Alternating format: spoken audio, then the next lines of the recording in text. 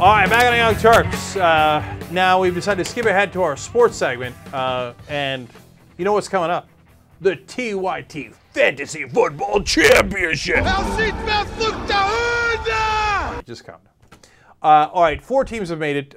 If you remember, we had 12 teams in here, 6 of us from TYT Rebel headquarters, and 6 viewers of the show. As it turns out, 2 of the TYT staff members have made it into the playoffs, and 2 of the viewers have. So fun for everybody. Who are the 2 staff members who made it? Come on. We're kidding around here? Of course. Coming in at number 1 at the end of the regular season, The Conversation. And coming in at, well, a tie for number 2, The Kraken. Tom Hanc. Nicely done, Tom. Thank you. We are playing, so the way it is, 4 teams obviously play each other. First week, 2 get eliminated, and then next week will be the championship. Steve-O is also here. He was in the league.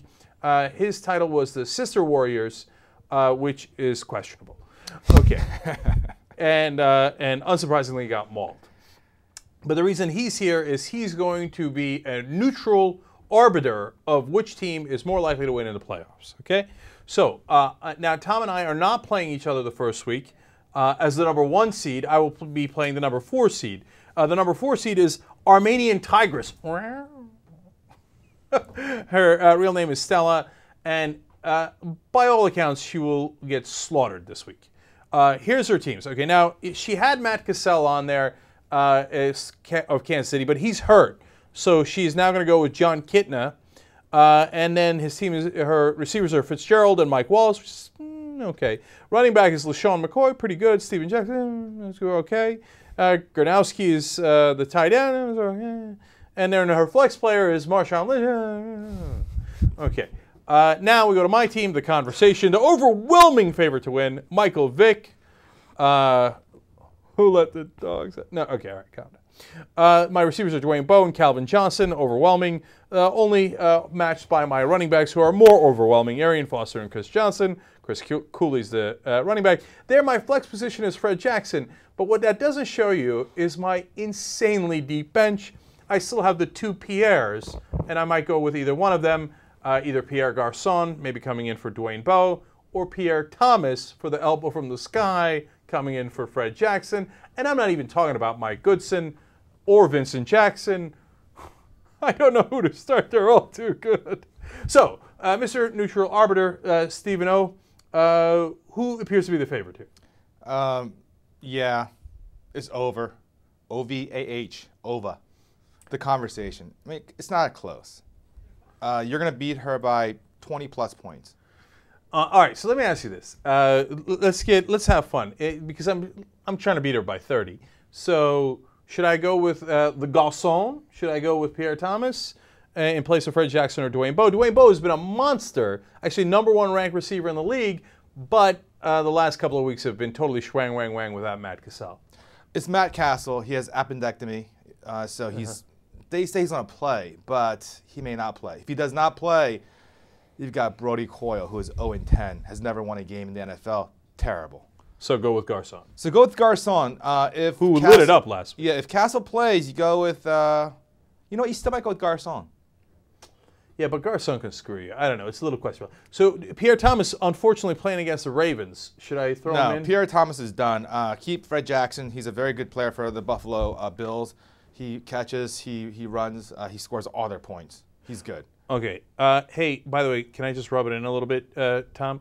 Look, not only did I draft an overwhelmingly good team, okay, but I don't know, were you, I know you were trying hard, but I mean, I pick up Michael Vick, I pick up Fred, or I trade for Fred Jackson, actually from the Sister Warriors. I robbed him. Okay, anyways, I pick up half these players. Come on, what's going on, man?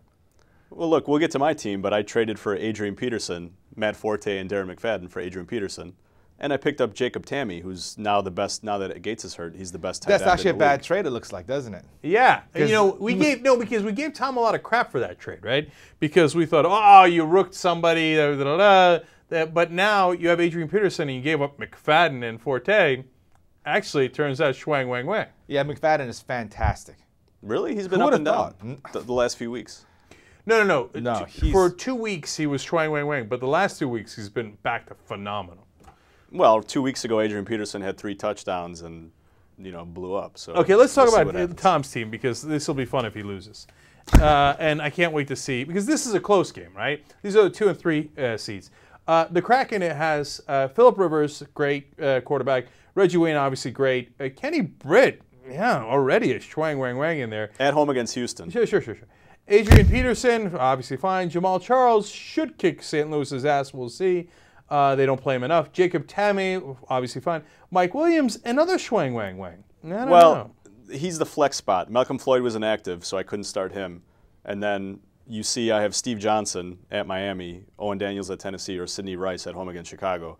Brett Favre is probably not going to play. Tavares Jackson was just put on IR, so rookie Joe Webb is going to be throwing in like 6 degrees, not at the Metrodome Monday night. So I don't think I can play Sidney Rice, which he would have been a great pickup because he was getting really hot. Yeah. And so look, you know what? I don't want to advise you because I'd rather that you lose. No, you have a good lineup. You should stick with it. No, I'm probably going to go with Steve Johnson at Miami. Yeah. Okay, so now he's playing Run and Tell That, Homeboys. Gee, I wonder where he got that from. So you can run and tell that, homeboy. Okay.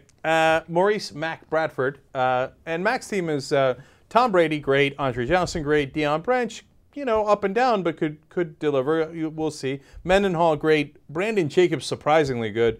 Shianko, up and down at tight end. Robert Meacham is a gamble at his flex position. So it sets up a very interesting question. Let's go to the Sister Warriors. That's the worst. You got to stop it, man.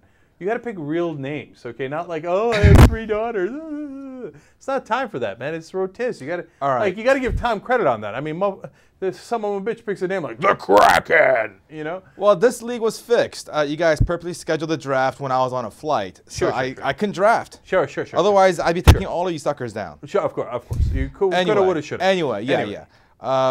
This is a good matchup, and I'm not sure who's going to win. This guy, Run Tell That, Homeboys, he has issues at tight end, and Robert Meacham, he can score 0 points or 28 points. Yeah. Right? So you never know. Against the Ravens, who knows? But otherwise, his team is solid.